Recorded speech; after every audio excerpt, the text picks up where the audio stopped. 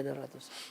Belakangan ini injury time Pak Jokowi ini kan banyak kritik keras. Iya. Gitu. Ya terakhir lah kita ambil yang di MK gitu. Iya. MK digeruduk di DPR, gerbang depan belakang jebol, soal putusan MK yang nggak diakomodir balik DPR dari usia minimum sama apa namanya ambang batas ya kalau nggak salah ya.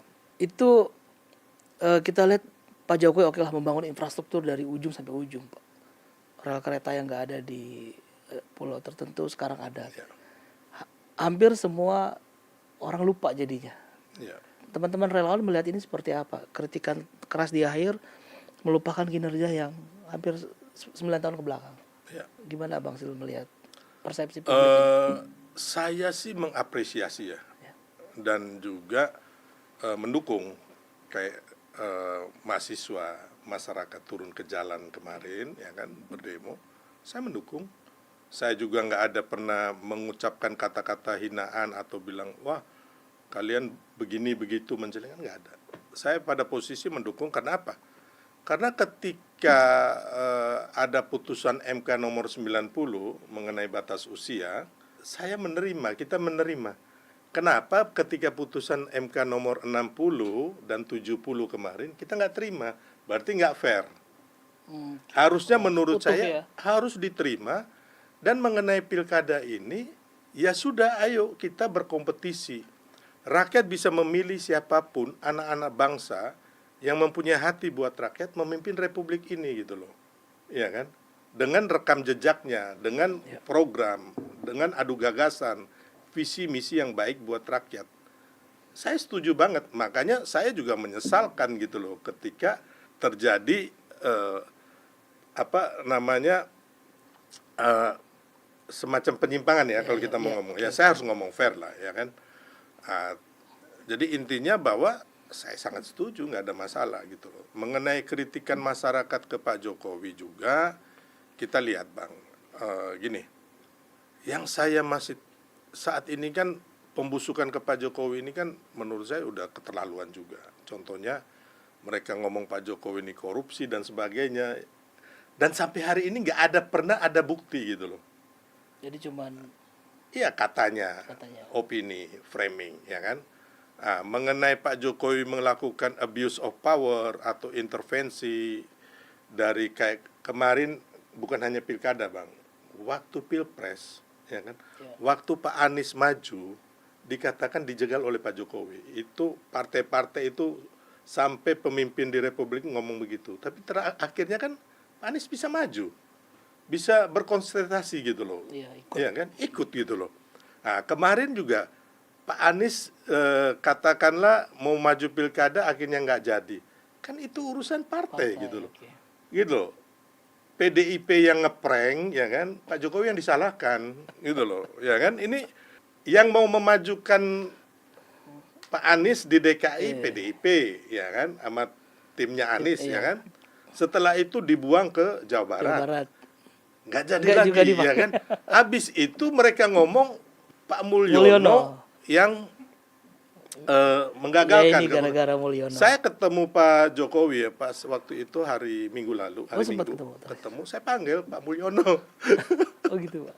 Terus gimana? Pak Mulyono, katanya, beliau ketawa. Jadi makanya saya nggak bisa Bang seperti Pak Jokowi, orang yang nerimo ketika dihina. Gitu. Tapi saya juga cukup sedih gitu melihat Pak Jokowi senior itu akademisi, profesor dihina. Hati kecil saya juga teriak gitu loh. Sebagai anak yang Pancasila sejati, saya punya organisasi namanya Solidaritas Merah Putih. Merah Putih ini di dada saya. Makanya kami juga melawan Bang radikal itu. Kami berantem di jalanan. Ini saya kasih tahu aja. Berantem dalam arti apa nih Mas? Berantem ketika dia mengintimidasi. Kan banyak tuh mereka yang mengintimidasi anak-anak bangsa itu. Waktu kemarin ya, kami turun, kami fight di lapangan untuk itu.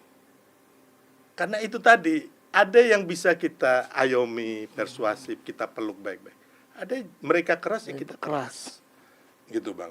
Nggak semuanya harus dengan kelembutan gitu loh. Ada orang yang tidak bisa dilembutkan gitu loh.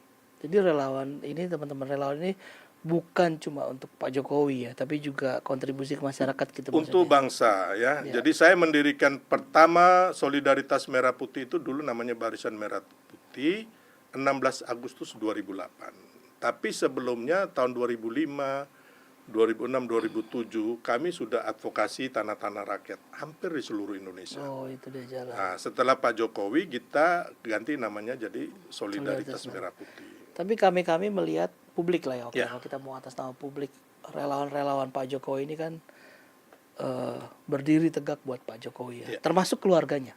Ya. Dari relawan tim Solmed ini gimana bang?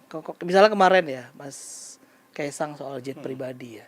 Ya. Ini kalau abang mau komen gitu ya, rame kan di sosial media posting segala macam. Ini juga ikut bantu isu di publik misalnya di netizen gitu ya, Ya. atau gimana?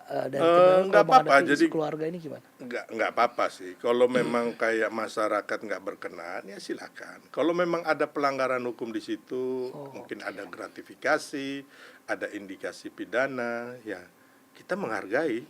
Saya menghargai gitu loh. Kemarin saya sama Bang Ubedaila yang melaporkan, terus ada Maki juga. Tuh ya Maki ikut. Ya kalau mereka punya bukti yang kuat kan ada Monggo. salurannya. Silakan gitu ya kan ada KPK. Hanya kan di sini juga saya mau mengatakan bahwa semua ini kita harus saling hormat gitu loh. Kita menghormati KPK yang sedang melakukan proses itu.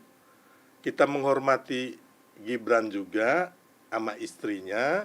Termasuk kita menghormati yang melapor atau masyarakat yang mengecam. Ya.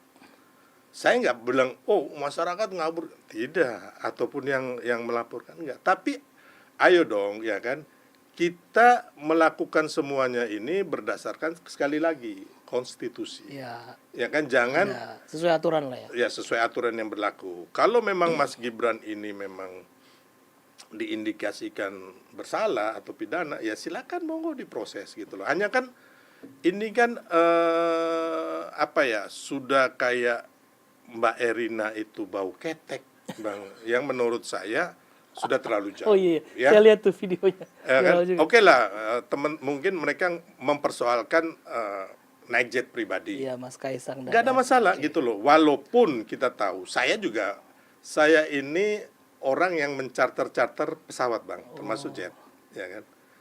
Tahun 2009-2010 sampai 2015 usaha saya di situ. Kantor saya di Halim. Terus banyak orang di Republik ini yang punya perusahaan yang sejenis atau memakai jet pribadi. Sewa, Sewa. Kita mau ngomong kayak kemarin Paslon 01, 02, 03 kampanyenya pakai jet. Iya. Ketua-ketua partai ini semua banyak pakai jet pribadi Iya, nih. memang setelah Mas Ya kan? Kaisang ini ada beberapa postingan Yang punya TV tokoh-tokoh yang juga naik jet. banyak pakai jet pribadi, artis juga, ustadz juga, ya kan? Berarti abang Pendeta juga. Abang punya jet dong? Apa waktu usaha Kami itu dulu ambil atau dari sewa? luar, kami Konsesi. sewa, Oh, baru oke, kami oke. ini di sini lagi ya.